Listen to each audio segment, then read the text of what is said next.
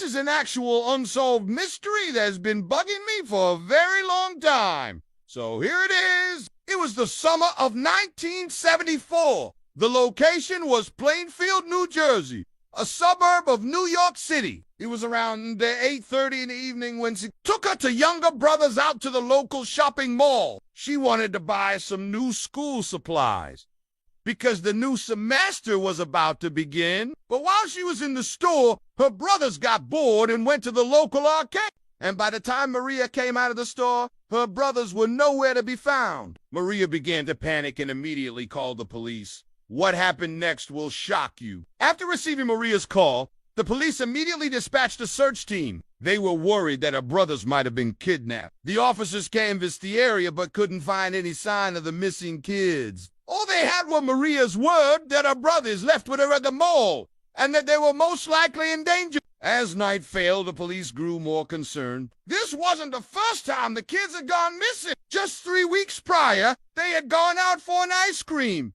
and never returned home. Luckily, after being gone for almost 24 hours, they were found safe and sound at a relative's house. But this time was different. Maria knew her brothers weren't at a relative's house. In fact, she knew they didn't go anywhere. At 1 a.m., the police decided to bring in a bloodhound to pick up the brothers sent from the mall. The dog sniffed around the area and then began to walk away. The police followed the dog for over half a mile until it stopped in front of a house. The bloodhound barked, indicating that whoever was inside the house was connected to the missing boys. When the police entered the house, they found something horrible. Inside the basement, they found a girl who appeared to be tied up. When they freed her, they realized it was Maria. But how did she get there? Why was she kidnapped and where were her brothers? When asked what happened, Maria told the police that she had gone to the mall with her brothers. Then she went into the store to buy school supplies. She told the cops that as soon as she left the store, she felt someone grab her. She struggled, but the kidnapper overpowered her. He then put her in the trunk of his car and drove her to this house. She told the police she was assaulted,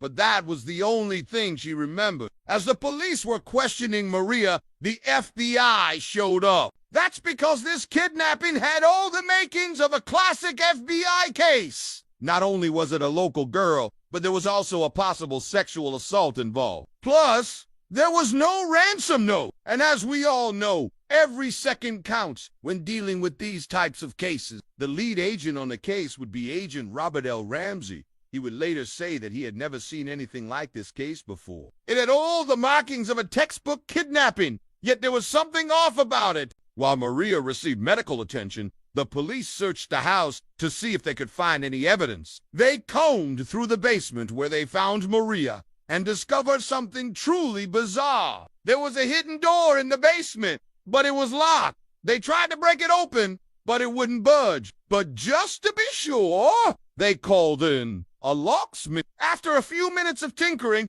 the locksmith opened the door. What they saw on the other side was unbelievable. It was another room.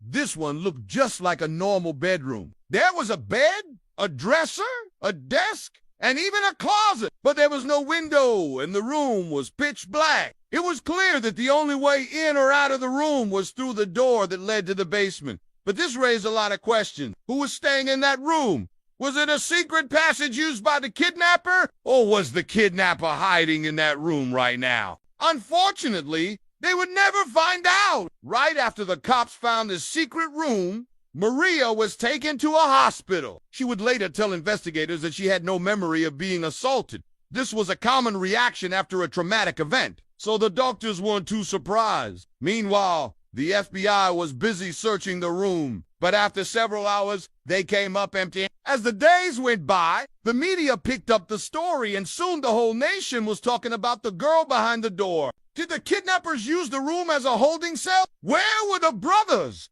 And why did the kidnapper let Maria go? These questions would keep the FBI up at night. To make matters worse, Maria's condition began to deteriorate. Not only did she lose her appetite, but she also became extremely depressed. Her parents were beside themselves with worry. How could their daughter cope with such trauma? And what was the FBI doing to find her brothers? What the FBI didn't realize was that the key to this case was right under their noses. While they were inspecting the room, one of the agents noticed something strange. The door to the room didn't have a doorknob on the outside. Someone would have to crawl through the opening to open the door from the other side. So it seemed unlikely that the kidnapper would hide in that room. It seemed like a small detail, but it was actually a huge red herring. It made the FBI think that the kidnapper was still out there somewhere, which led them down a bunch of wild goose. Meanwhile, back at the station,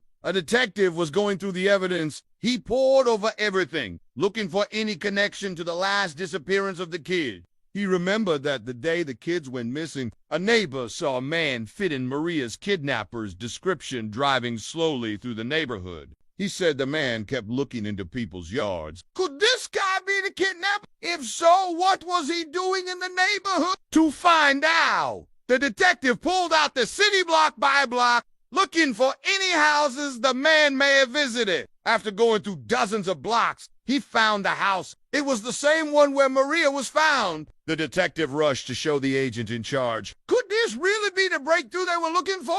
After reviewing the evidence, the agent in charge agreed. The detective then asked for the police to surround the house and raid it. They found the man, but he wasn't the kidnapper. He was the owner of the house, but he had an alibi for the night in question. He was with his wife and kids the entire time. This was a big blow to the investigation. If he wasn't the kidnapper, then who was? But as the days went by, the detective would receive an anonymous tip. Someone called in and said that they knew who the kidnapper was. He gave them a name and described him in detail. When the FBI ran the man's name through their system, it came back as a hit. Not only was he a convicted sex offender, but he also lived in the neighborhood. And once they brought him in for questioning, he confessed to everything. His name was Charles, and he was a quiet man who kept to himself. He said that he saw Maria and her brothers at the mall and decided to kidnap her. He followed her and waited for the perfect opportunity to strike. Then he grabbed her and put her in his car. He drove her to his house and tied her up in the basement. He said he planned to sell her to a friend of his who was interested in buying a young girl. But when he went to the room where he kept the girl, she was gone. He panicked and called the police, thinking that she escaped. But little did he know, Maria had been rescued all along. So where were her brothers? Well, it turned out they were never kidnapped. After the police searched the house and found Maria, the brothers decided to run away from home rather than face the wrath of their parents. They ran away to a relative's house and no one knew about it. And that is why the girl behind the door remains unsolved to this day. Thanks for watching.